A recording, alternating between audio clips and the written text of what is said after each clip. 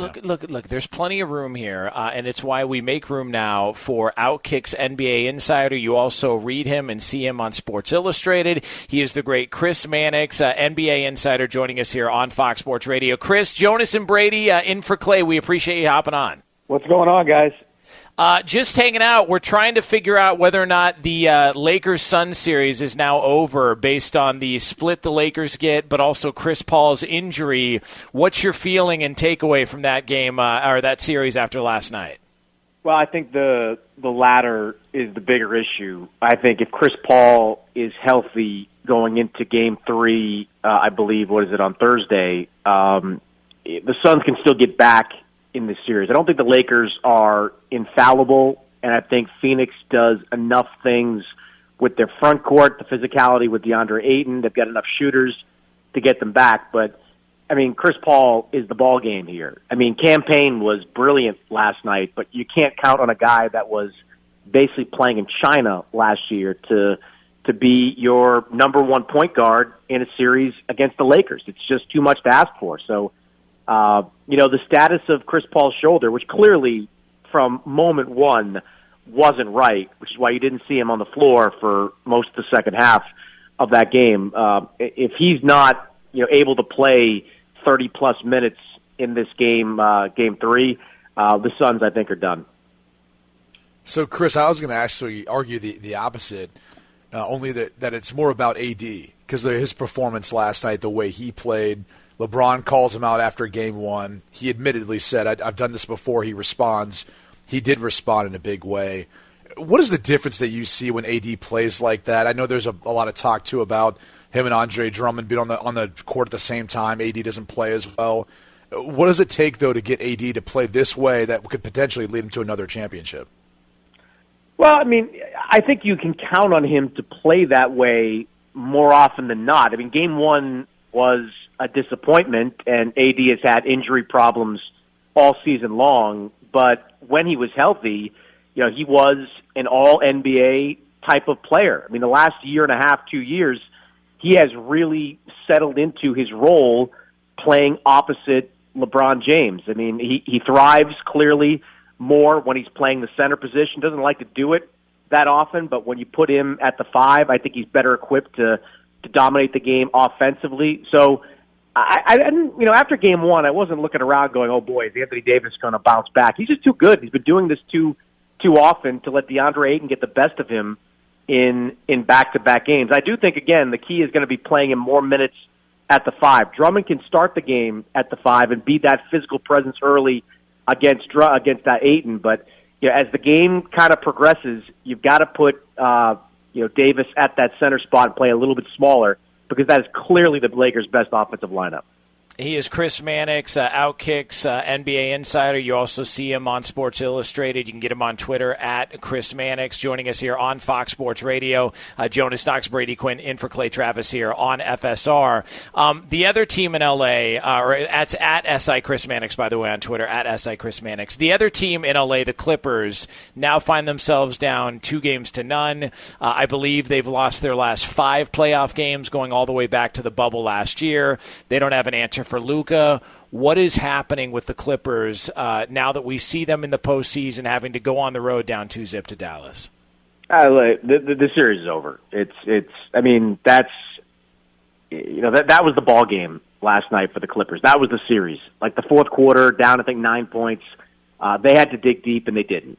And I guess we shouldn't be surprised by that with this Clippers team. I mean, Kawhi Leonard said it. He warned us before the start of the playoffs that the Clippers had the talent to win the whole thing, but it all came down to what was between their ears. Did they have the mental toughness? They didn't show mental toughness in the bubble last year, and didn't do anything to really change the roster significantly enough to tell you that they were going to have it this year. And they went up against a team, or are going up against a team, that is not remotely afraid of them. I mean, the Mavericks went down in 6 games last year to the Clippers, but they did that with Porzingis being out after Game 3, with Luka Doncic playing on a bum ankle, and, with Tim Hardaway Jr. not the same player, with Jalen Brunson not the same player. It's a vastly improved Mavericks team from the one the Clippers saw at the end of last season, whereas the Clippers, they just seem like they're going through the motions sometimes. I mean, I'm watching that game in the fourth quarter, and they're throwing away entry passes, and Nick Batum was committing a ridiculous foul with 2 seconds left in the shot clock late in the fourth. I mean, they make so many mental mistakes that you can't count on this team to win anything. So I don't see – they're not going to come back and win 4 of the next 5 against Dallas. I mean, this team has not dug deep at any point in the last 2 years to win in a situation like this. There's no reason to believe that they're going to do it now. Last night was their season, and they blew it. And now they're going to go into an off season at some point with so many questions. I mean, we could be seeing the end of this Clippers team with Kawhi a free agent and not a lot of flexibility to improve. I mean, you can't underscore enough what an unmitigated disaster last night was for the Clippers. Yeah, and then look, I'd ask you about the Brooklyn-Boston series, but it seems like that one's over too. Brooklyn being up 2-0. I want to turn to tonight's games. You got a loaded pack of games. Which one in particular are you looking forward to the most? I've been watching Atlanta, New York. I feel like that's the one that's going to be the most intriguing, or at least has been the most fun to watch so far, one game in.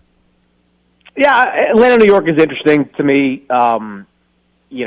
How the Knicks bounce back, specifically Julius Randle, who just destroyed the Hawks in the regular season, averaged 37 points per game in those 3 games. It was really limited in game 1, 15 points on a poor shooting percentage. How does he bounce back? I mean, just named most improved player. Do we get that version of Julius Randle in game 2? But I'll tell you, the most interesting game to me on the slate is Utah and Memphis. I mean, Utah went all season long building the best record in the NBA. I think they tried to steal a game 1 without Donovan Mitchell. I mean, I think he clearly felt he was healthy enough to play, but I think the Jazz wanted to give him a couple more games thinking they could handle Memphis at home. That backfired on them. Now they've got Mitchell coming back.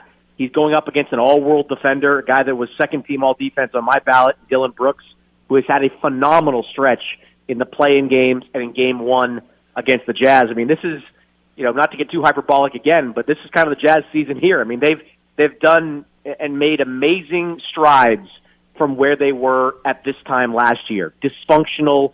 The Gobert-Mitchell relationship looked like it was going to fall apart. They have bounced back in a big way, but they cannot afford to go down 0-2 to this Memphis team going back to Memphis. So I'm fascinated to see how the Jazz, facing real adversity as a true contender for the first time in their time together, how they respond in this one. Last one for Chris Mannix here on Fox Sports Radio. Jonas Knox Brady Quinn in for Clay Travis. Why was Kristaps Porzingis fined, but LeBron James not, for violating league protocols? Well, the way it was explained to me, and you can take it for what it's worth, is LeBron was at an outdoor event where everyone was tested, or at least this is how it was portrayed. Everyone was tested and vaccinated, all that stuff. They took precautions for that event, whereas Kristaps Porzingis basically went to a club, which the NBA decided was, putting aside why he's going to a club in LA between games 1 and 2. I don't know what that is, but that's basically what it came down to. Porzingis just went to a place where there were no protocols in place, and LeBron went to another. I think there is a little measure of hypocrisy there. Perhaps they should have at least fined LeBron, for that, but whatever at this point. Chris, what's wrong with going to a club between game 1 and game 2? You're in LA. Yeah, I mean, someone questioned why not work hard, play hard. Maybe he's getting something to eat. In a different climate, absolutely. I mean, I wouldn't care. However, I mean, look, teams have, the Dallas Mavericks going back to 2006 when they lost the finals. That was because too many nights out in Miami during that final series. Oh, okay. So, I mean, at some point, there's plenty of examples, right? David Wells, maybe some of the best of people performing really well after the club. You got all year to do whatever you want. Porzingis can live in LA if he wants to in the off season. Just kind of lock in and go and stay home over the next couple of weeks. I mean, it's such a massive series. I didn't care one way or the other. I just think it is.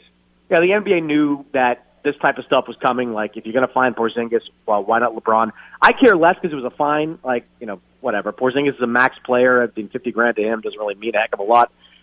Same thing with LeBron James. If Porzingis had been suspended, and that's kind of the question here, right? Like, both these guys, like, violating health and safety protocols, oftentimes that leaves a guy get thrown into, kind of that no man's land. We have to sit out for a period of time. Like, how the NBA is kind of adjudicating all this is still a little bit murky. I think they're doing it kind of by the seat of their pants in a lot of ways.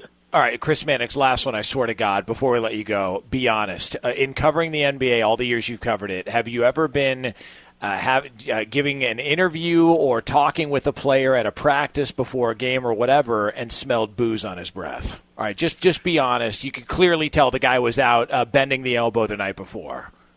No, not booze. I wouldn't. No, I can't remember. You can certainly say that marijuana, possibly, like that. I mean, I don't know if that. Yeah, I think I can. Yeah, I think that's whether I smelled it or you've heard about it. That's definitely more like that. I can't say that I've smelled booze on a guy's breath before or after a game. I'm blanking on any examples, but it's been a lot of locker rooms done this a lot of years now, and that's never really come up.